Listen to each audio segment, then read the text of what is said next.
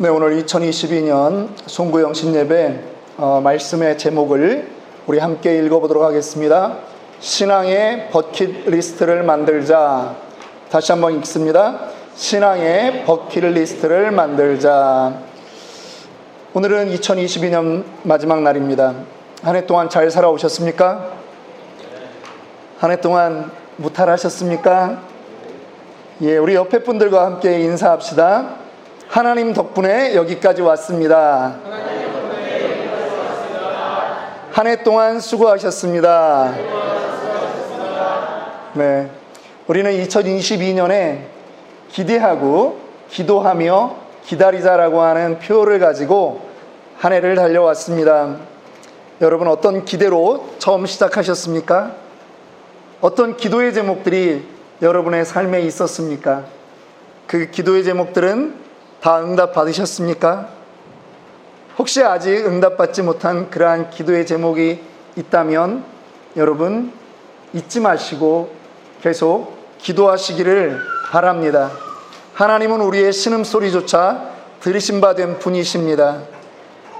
여전히 기도하고 구할 때 그분은 우리에게 그분의 때에 선하게 응답하실 줄을 믿습니다.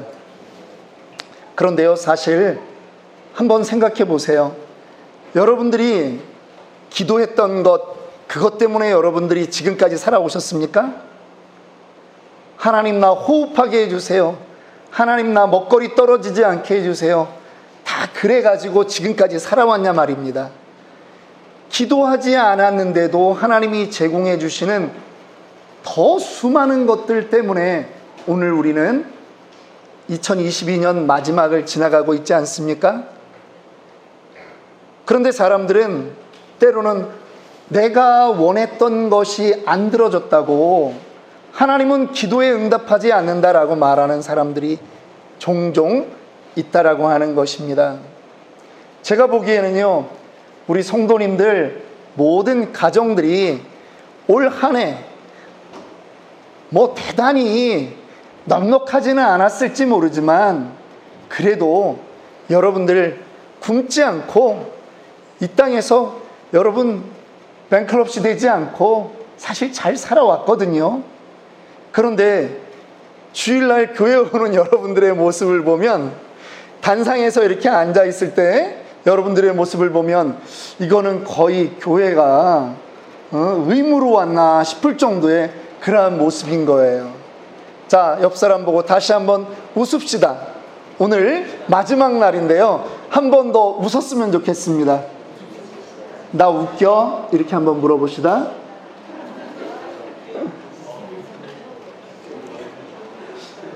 여러분, 정말 우리 공동체가 이렇게 무탈하게 아무 일 없이, 올해는 정말 누구 한 분 아픈 분 없고요, 또 미국에서 교통사고도 많고 이런저런 일들 많은데 그런 일들 우리 교회 성도들 참 한 분도 안 당하고, 또 코로나 이 와중에 정말 물론 코로나는 걸려봤지만 여러분 생명이 왔다 갔다 하는 그 정도까지 안 됐으니 얼마나 감사합니까?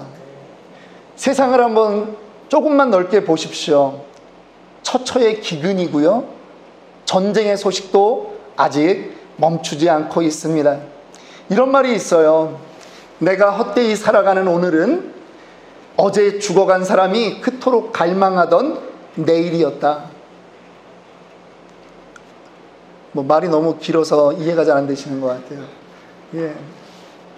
내가 헛되이 살아가는 오늘은 어제 죽어간 사람이 그토록 갈망했던 내일이었다라고 하는 것입니다.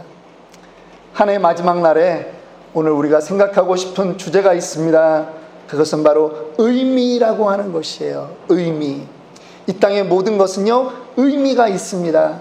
생명체는요, 모두 의미가 있어요. 하나님은요, 어떤 생명도 의미 없이 만든 것이 없습니다. 만들어진 모든 것은 의미가 있습니다. 여러분, 모든 사람들 한 명 한 명에게 의미가 있습니다. 특별히 우리의 그 생명, 모든 사람에게 다 의미가 있어요. 그런데 예수님 시대에 사람들의 마음에, 아니 이 일은 도대체 어떻게 해석해야 되지? 라고 의문이 가져지는 그러한 두 가지 일이 있었습니다. 하나는 갈릴리 지역에 있는 그러한 사람들의 일이었습니다. 무엇이냐 하면 빌라도 총독이 이 사람이 너무 폭정을 하는 거예요. 그래서 갈릴리 지역에서 사람 몇을 잡아 죽였습니다. 그리고 잔인하게도 그 사람들의 피를 가지고 제단에 뿌려버리는 거예요. 너무나 흉악하지 않습니까? 아니, 어떻게 그런 일을 한단 말입니까? 그런데 사람들의 질문은 빌라도에게 향하는 것이 아니에요. 누구에게 향하느냐? 그 죽은 사람들이 뭔가 죄가 있었겠지라고 하는 거예요. 예수님에게 두세 사람이 와서 그 말을 묻고 있다라고 하는 것이 오늘 1절에 나오는 말씀입니다. 어떠한 의도로 물어봤을까요? 나는 죄가 없고 저 죽은 사람, 저 사람에겐 무엇인가 문제가 있지 않았겠습니까? 라고 하는 것입니다. 주님은 그렇다라고 말하지 않아요. 주님은 오히려 또 다른 이야기를 하십니다. 예루살렘에 실로암 망대를 짓다가 사람들이 이 망대가 무너지는 바람에 부실 공사로 인해서 18명이 죽었어요. 여러분, 우리는 엊그제도요, 한국의 어디 터널에서 이 자동차가 불나는 바람에 5명이나 죽고요, 여러 사람들이 병원에 실려가는 그러한 일들을 뉴스로 들었습니다. 그런데요, 아니 2000년 전에 망대가 무너져서 18명이 죽었다라고 하는 이 사건은 정말 큰 사건이죠. 어디서 일어났어요? 예루살렘 성 바로 옆에서. 그러면 그때 죽은 그 사람들은 무슨 죄를 지었느냐라고 하는 거죠. 무슨 죄를 지었을까요? 예수님이 거기에 대해서 그들이 죄가 있어서 죽었다라고 예수님이 그렇게 말씀하지 않습니다. 오히려 예수님의 관점은 죽은 그 사람들이 아니라 살아있는 너희가 오늘 이 하루 생명이 연장되는 것에는 어떤 의미가 있는지 알아야 된다. 지금 그 말씀을 하고 있는 것입니다. 어떤 시간의 의미가 있습니까? 너희에게 회개의 기회가 하루 더 주어진 것이다 라고 하는 것입니다. 그 사람들을 보고 판단할 것이 아니라 지금 너희가 하나님 앞에 바로 서야 되는 그 경고 메시지다라고 하는 것이죠. 여러분, 죽은 사람은 죄가 많아서 죽었을까요? 저는 여러분들에게 다시 묻고 싶습니다. 2022년도에도 얼마나 많은 사람들이 우리 주변에 살다가 떠난 인생들이 있는지 모릅니다. 여러분들의 친인척 가운데서도 돌아간 분들이 계십니다. 그분들은 정말 죄가 많아서 그렇게 돌아가셨습니까? 그들의 죽음은 그것으로밖에 해석될 수 없다라고 하는 것입니까? 우리에게는 도대체 어떤 의미가 있는 것입니까? 오늘 22년도를 마감할 수 있고 2023년 이제 내일을 또 맞이할 수 있는 우리에게는 도대체 어제 죽어간 그 사람들의 죽음은 무슨 의미냐라고 하는 것이죠. 주님이 오늘 그 얘기를 한 가지 비유를 들어서 말씀하고 있는 것입니다. 어떤 사람이 포도원이 있습니다. 그런데 포도원에 무화과나무를 심었습니다. 무화과나무를 심고요, 거기에 포도원지기를 통해서 열심히 가꾸었습니다. 몇 년을 가꾸었다고요? 3년을 가꾸었어요. 무화과나무는요 1년에 2번 열매를 맺는다고 합니다. 특별히 이 무화과나무는 과수원에 심지 않아요. 워낙 지력을 빨아들이는 힘이 강하기 때문에 그냥 길가에 심어도 열매를 잘 맺는 나무 중에 하나입니다. 그런데 그 무화과나무를 포도원에 심었어요. 포도원이라고 하는 것은 전문적으로 관리하는 사람이 있다라고 하는 거예요. 이 무화과나무 한 그루에 얼마나 많은 정성을 기울였는지 모른다라고 하는 얘기죠. 거름을 줬습니다. 가지치기도 해줬습니다. 그런데 웬일입니까? 무화과 나무가 3년이 되도록 열매를 맺지 못하는 것입니다. 아니 1년에 2번을 열매를 맺어야 되는데 그러면 6번의 열매를 맺었어야지 정상인데 열매를 못 맺는 거예요. 여러분들이 만약 포도원 주인이라면 여러분들은 어떻게 하시겠습니까? 포도를 더 심어서 소출을 내는 게 낫지 지금 열매도 못 맺는 그 무화과 나무를 거기다 계속 둔다는 것이 여러분 가당키나 합니까? 아니 여러분이라면 어떻게 하시겠습니까? 주인이 왔습니다. 아니나 다를까 주인이 말합니다. 야, 이 나무를 쪼개버리자, 잘라버리자. 3년을 기다려도 반응이 없다. 그랬더니 포도원지기가 나서는 것입니다. 주인의 말씀은 너무나도 타당한 거예요. 열매 맺으라고 과수원에다가 특별히 심어놨는데 열매를 못 맺는 거는요, 빨리 뽑아 없애야 되는 거죠. 정성을 안 들여서 열매를 못 맺습니까? 포도나무들보다 더 정성을 들였죠. 그런데 열매를 못 맺어요. 쪼개버리는 것이 맞습니다. 그런데 포도원 지기가, 농부가 주인에게 말하는 것입니다. 기회를 주시옵소서. 한 번만 더 기회를 주시옵소서. 내가 다시 잘 보살펴서 다음에는 열매를 맺게 하겠습니다. 라고 하는 것입니다. 여러분, 무화과 나무는 그저 이스라엘 땅에 동떨어져 있는 그 이야기의 대상이 아니라는 것입니다.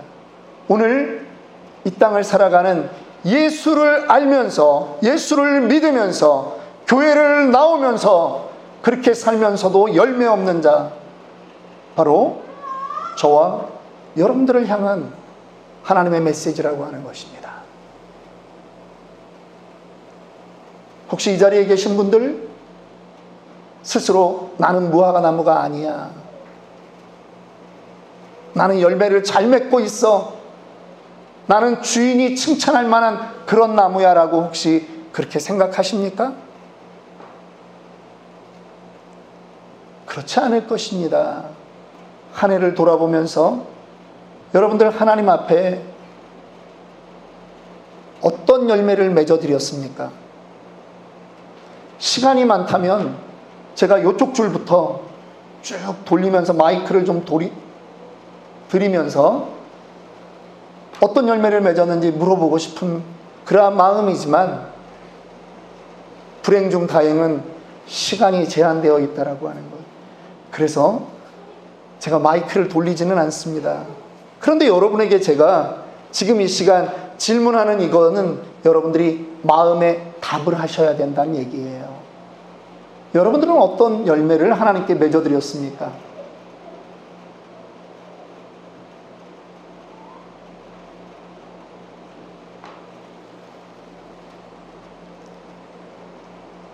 영적인 성숙을 위해서 여러분들은 어떤 노력을 했고 어떻게 하나님께 나아갔습니까?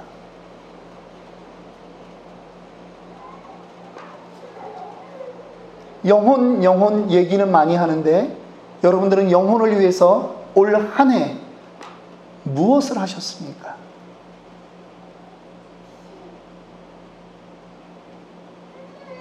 교회를 다닌다라고 말은 하는데 여러분들 마음에 교회는 과연 몇 프로나 차지하고 있습니까?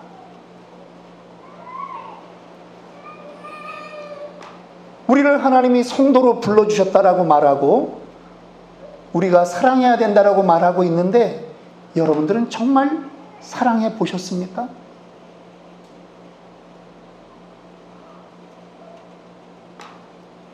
저는 여러분들을 야단치려고 하는 것이 아닙니다.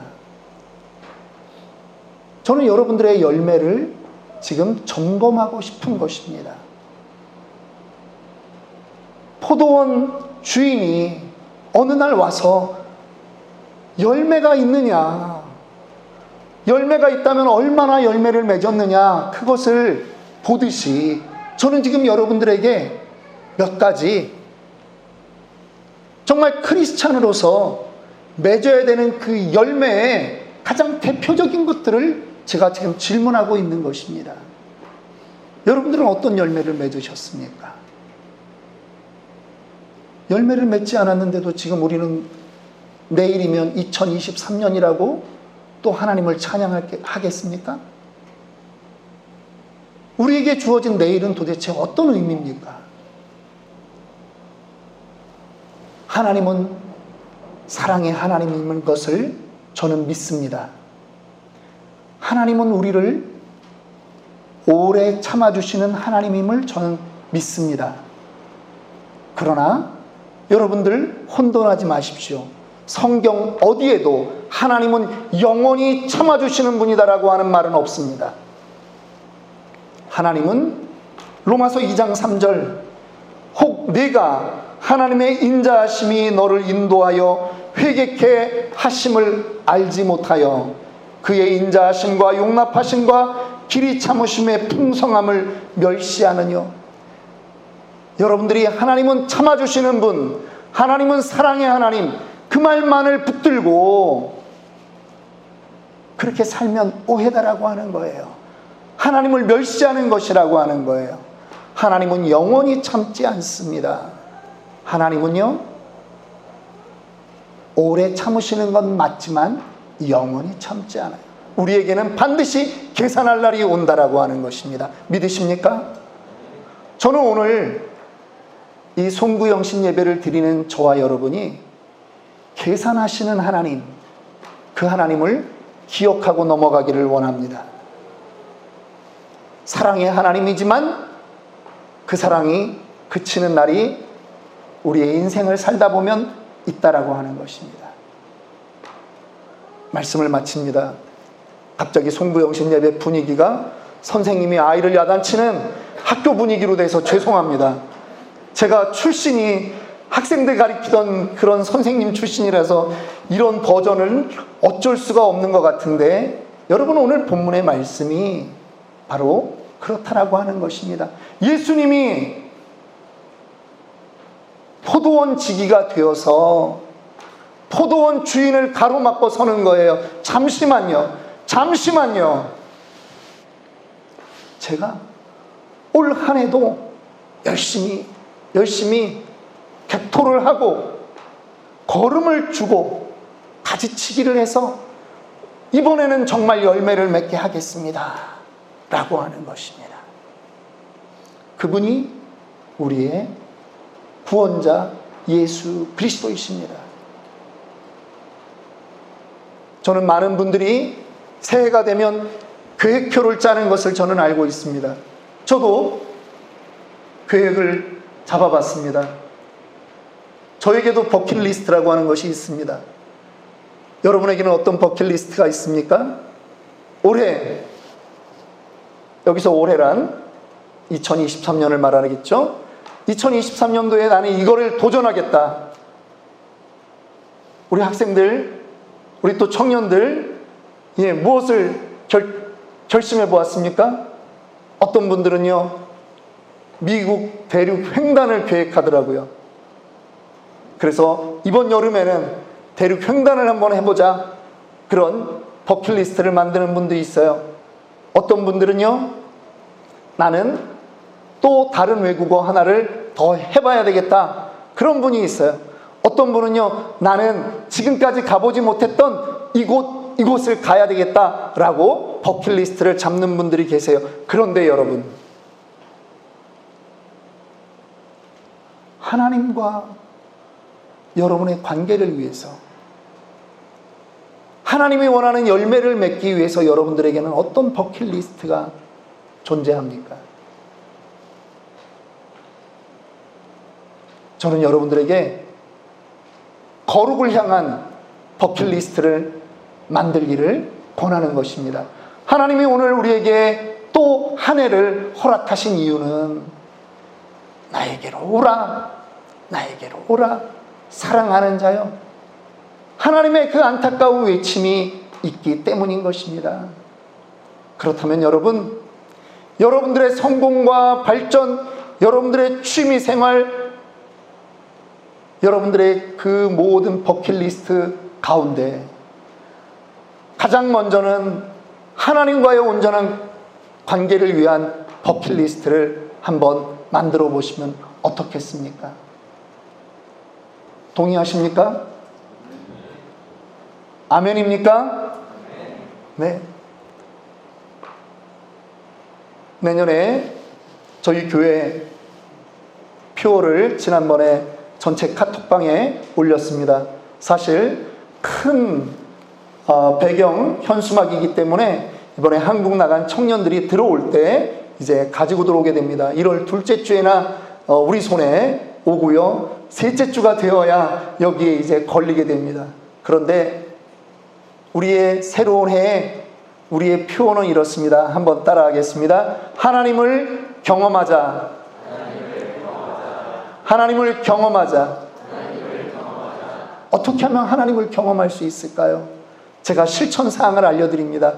이 선생님은 원래 이렇게 좀 더 이렇게 친절하게 해야 될 것 같아서. 여러분, 하나님을 한번 뜨겁게 사랑해 보시지 않겠습니까? 말씀을 한번 뜨겁게 사랑해 보십시오. 교회를 뜨겁게 사랑해 보십시오. 그러면 하나님을 반드시 경험할 수 있습니다. 저는 우리 치노밸리 아름다운 교회 모든 성도들이 2023년도에는 한 명도 예외 없이 하나님을 경험하는 그러한 여러분들이 되기를 주님의 이름으로 축원합니다. 하나님께로 나아가는 그 작은 도전, 그것이 여러분들의 그 1년을 의미 있게 만들어 줄 것을 저는 믿어 의심치 않습니다.